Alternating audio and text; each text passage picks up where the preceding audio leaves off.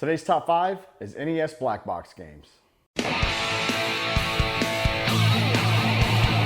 Oh, it's Friday night. Don't know what I'm gonna do tonight.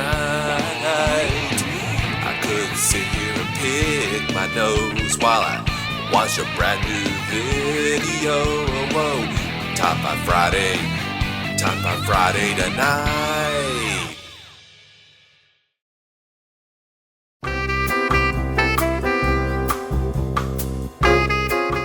Excitebike. This game was designed by Miyamoto himself, who pretty much has had his hand in anything popular that Nintendo has done. Excitebike is a motocross racing game that's basically you against the clock. Now there's 3 game modes to this one. There is solo, where there's just you on the track. There's game mode B, which is you versus computer players.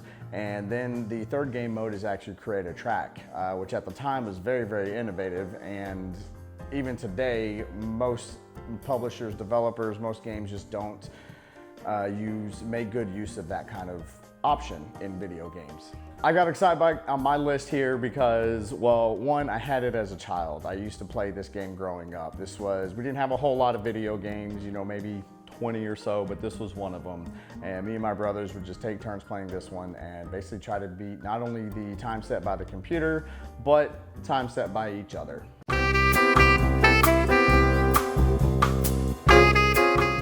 Mario Brothers. Not Super Mario Brothers, just Mario Brothers. This game actually was on 2600. It was in arcades. I believe there was 7800 version, 5200 version. There's been a lot of different versions of this game. It's a platformer. Basically, you got 1 player, you got 2 player modes.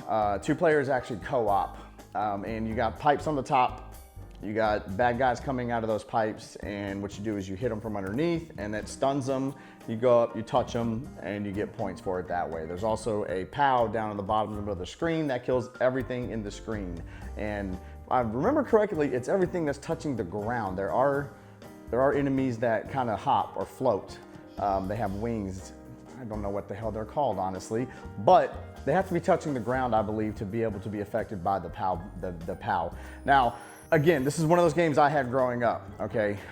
Me and my brothers used to play this. I like the solo player mode. I like the co-op player mode too. However, you could be kind of a douchebag if you wanted to, and if you hit someone that was stunned and you went up to touch them to kill them, then the other player could actually hit that enemy again and bring them back to life or unstun them. And it's funny when you're doing it to someone else, but it's not super cute when someone's doing it to you, when basically all you're trying to do is just get as far as you can, rack up as much points as you can, and they bring back a bad guy to life. Bring a bad guy back to life right when you're getting ready to end him.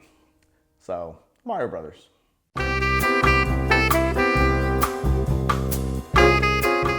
Donkey Kong. This is actually one I did not have growing up. I had Donkey Kong Jr., but not Donkey Kong. But I have played the game. I still currently play the game, and this is why this game is so high on my list, that I still do put this game in from time to time and try to outdo my best score in it, which isn't super great, but it's better than Billy or Melvor. Bullshit. Bull true. This game was designed by Shigeru Miyamoto and Gunpei Yokoi, I hope I said that right, who are definitely 2 pioneers in the development and the establishing of Nintendo as a brand. The NES version is different from the arcade version because it leaves out the Pie Factory. So basically you have 3 modes. You got the first one where you're going up the girders and the ladders, hopping over barrels, which by the way was the first platforming game to incorporate a jump button. You can get the hammer. It makes you kind of pretty much invincible. I have been hit with the hammer before though, so not all the way invincible. It's just a good way to kind of rack up points killing barrels. The second stage is what is known as the elevator stage because there literally are elevators going up and down. And then the 3rd stage would be you have to walk over the pins holding up the structure that Donkey Kong is on, knock out all the pins, Donkey Kong falls to his doom. The point of the game is you got to get to the top without getting hit to rescue Pauline. And yes, you do play as Mario in this game.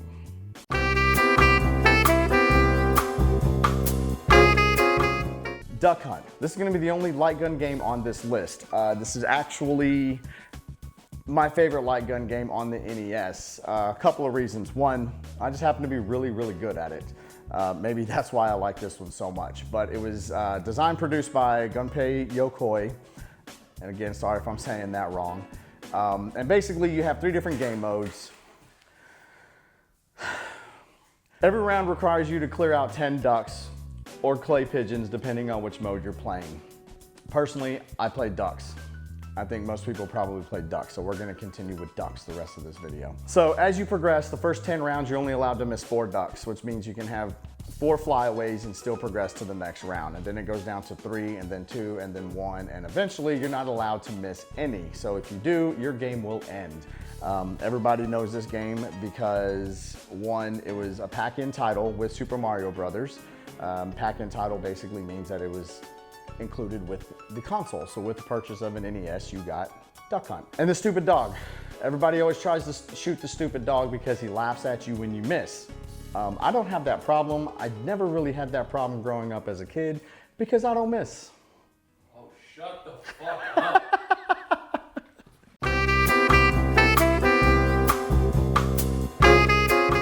Super Mario Brothers. I'm sure you probably could have guessed that while I was going through this list, or you just skipped ahead to see what number 1 was. But a game designed by Miyamoto. I don't need to say a lot about this game. Obviously, I had this game growing up. This is another game that was a pack-in title. It came solo. It came with Super Mario Brothers Duck Hunt, the best-selling game on the console. Well, for that reason. 2, Super Mario Brothers. That game, at that time in 1985 when it came out, you can probably say single-handedly brought back video games into homes again. Made because, quick history lesson, video game crashed in 1983. Nobody was really buying home consoles anymore. All of a sudden along comes Nintendo, Super Mario Brothers, and everybody went Mario crazy. And to this day, 30 years later, everybody is still Mario crazy. Mario is one of those classic, iconic video game mascots that probably will never die. As long as there's video games being made, everybody will know who Mario is. I obviously had this game as a kid. This game is number 1 on the list for all of those reasons, the historic valueness of Mario, and to this day, I can still put this game in. Oh, to tell you what the game is about, it's a side-scrolling platformer, and the point is to rescue the princess. You're running through Mushroom Kingdom, killing everything in your way, basically. You have power-ups that help you along the way. Well, power-up, fireballs, mushroom that gets you big, that allows you 2 hits before you die, and then a fire flower that allows you to spit fireballs to kill things in your way a lot easier. Once you go through this game the first time, you go through again, but all the Goombas this time are the little, what are those fucking beetle things called? So Super Mario Brothers, again, one of those games just like Donkey Kong, just like Duck Hunt, I still put into this day.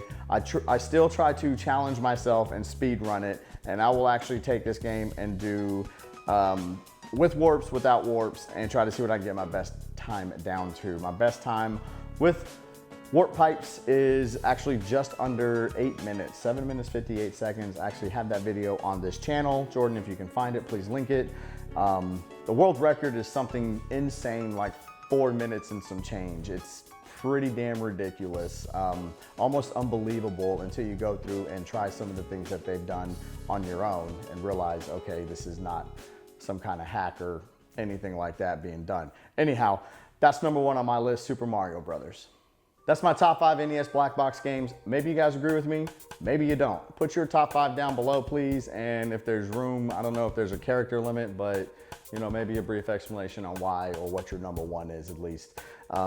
So if you got a suggestion on something you want to hear my top 5 on, put it down in the comments. If I like it, I'll do a video on it. Thanks, y'all. You go through again, but all the Goombas this time are the little, what are those fucking beetle things called? With the shells?